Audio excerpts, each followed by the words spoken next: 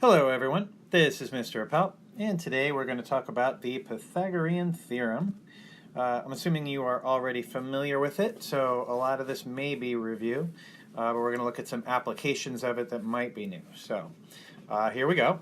First of all, Pythagorean theorem is talking about right triangles. It is a special relationship that happens in right triangles, which is, of course, you remember it as a squared plus b squared equals c squared, but really a better way to describe it, to think about it, is a and b are the legs, right? The legs of a right triangle, and c represents the hypotenuse of a right triangle. So really a better way to write this would be leg squared plus leg squared equals hypotenuse squared, because that's really what the relationship is. So you should try to think about it in those terms as opposed to a, b, and c, but that's really just a shortcut. And again, this is a relationship that is always true in all right triangles. Okay, so let's look at some applications. So here's an example, and this is really just using a, b, and c, pretty straightforward. If you're given a and b and you want to find the length of the hypotenuse, so 15 squared plus 35 squared is going to be equal to the hypotenuse squared, which in this case is c, and then 15 squared is 225, and 35 squared is 1,225, and that's going to be c squared, and so c squared is 1,450. But, so now we're going to take the square root of both sides, first of all, square root of both sides. Should point out here that when you take the square root of both sides of an equation, you should include a plus or minus, because there's a positive and a negative answer. But because we're talking about lengths of sides, we ignore the plus or minus. So you should always be remembering that, because in a lot of your algebra work that will come later, you have to remember that plus or minus, but here it really doesn't matter. Okay, so now that you've got that, one of the things you're going to have to look for is, can that be simplified? So a number like rad 1450 may be not so easy to find a perfect square factor that goes into it. So find a number that easily goes into it, like 50 for example. So I'm going to do 1450 divided by 50, which is 29. And I'm going to keep trying to break that down. 50 is 5 and 10. 10 is 5 and 2. 29 is prime, so I circle all my primes. And I see that there's a pair of 5s. You remember using that shortcut.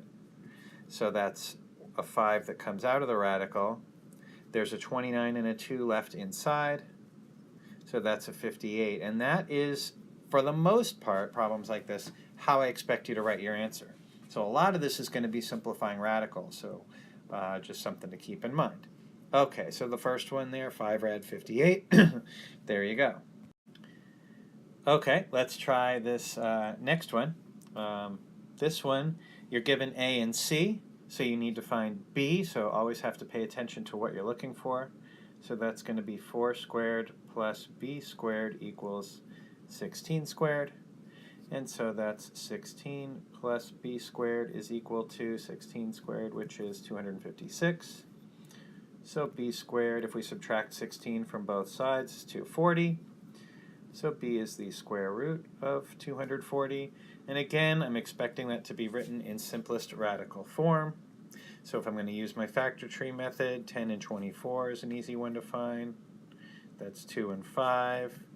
That's 4 and 6. That's 2 and 2. I'm running out of room here. 2 and 3.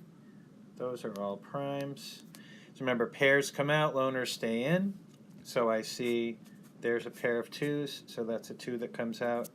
There's another pair of 2's, so that's another 2 that comes out. And there's a 5 and a 3 left inside. And so that simplifies to 4 times the square root of 15. And that's our answer. Now some applications of Pythagorean theorem involving polygons, shapes that we've seen before. For example, I might ask you, and I might do this without even giving you the diagram where you'd have to draw it yourself. What's the length of a diagonal of a square with sides of length 9? And what you should hopefully recognize, excuse me, is that you get a right triangle because it's a square, because you know it's a square, you know that's a right angle. And so we have actually an isosceles right triangle in this case, and I'm trying to find that hypotenuse.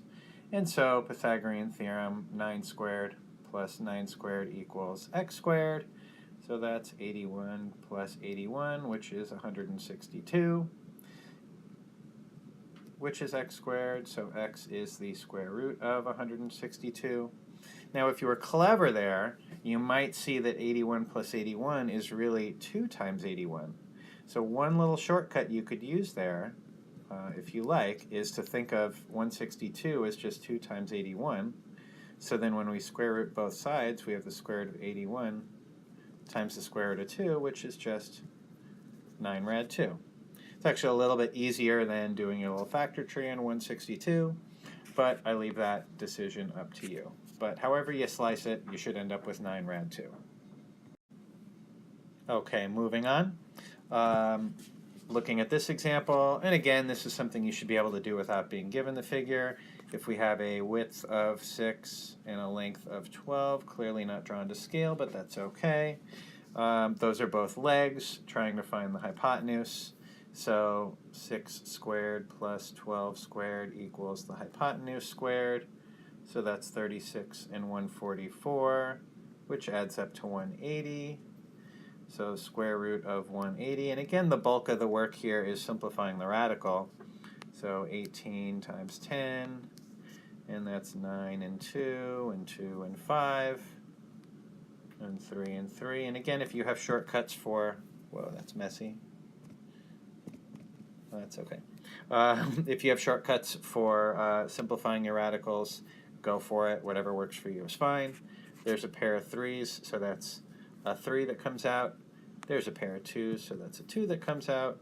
And there's a 5 that stays in. So we have 6 times the square root of 5. Sorry, that got a little messy, but you should end up with 6 rad 5 for that one. All right. Oop, there we go.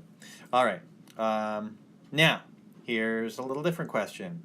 Here I'm giving you the length of the diagonal of a square, and you have to work backwards and find the length of the sides. So, if the diagonal is 9, and one of the sides of the squares is x, because it's a square, of course you know the other side also has to be x, and we know that's a right angle. So even though there are 2 missing values here, because it's a square and they're the same, you can still solve it. So one of the legs squared plus the other leg squared is going to equal the hypotenuse squared. So we have 2x squared is equal to 81. So we have, if we divide both sides by 2, we get x squared equals 81 over 2. And now when I take the square root of both sides, I'm going to have to do a little bit of work. Square root of 81 over the square root of 2. Well, the top square root of 81, that's 9.